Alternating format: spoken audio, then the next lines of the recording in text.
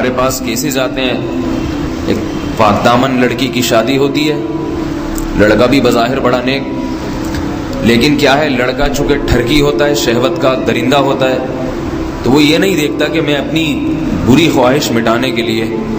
میں اپنی زوجہ کو غیر فطری طریقے پر مجبور کیسے کر سکتا ہوں، تو مجبور کرتا ہے پھر اپنی بیوی کو۔ اس میں جو عورتیں زیادہ پاک دامن نہیں ہوں، نیک نہ ہوں، یا ان کو یہ ڈر ہو کہ طلاق ہو گئی تو ہم کہاں جائیں گے،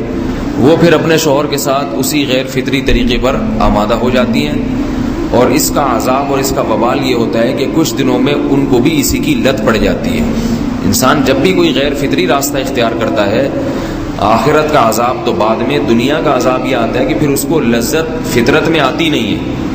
پھر جو راستہ اللہ نے رکھے اس میں اس کو لذت نہیں آئے گی، پھر وہ گندگی میں ہی گھسنے کی کوشش کرے گا،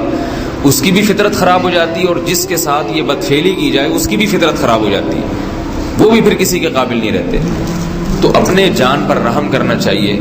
ہم انسان ہیں، ہم درندے نہیں ہیں، ہم گھوڑے نہیں ہیں، ہم گدھے نہیں ہیں، ہم جانور نہیں ہیں، ہم انگریز نہیں ہیں۔ انگریز نے تو حیا اور شرم کی تمام حدود کو توڑ دیا ہے، وہ تو درندے بن چکے ہیں۔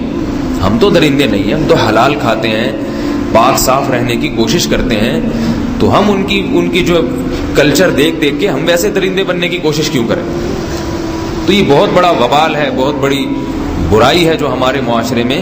آہستہ آہستہ جڑ پکڑتی جا رہی ہے۔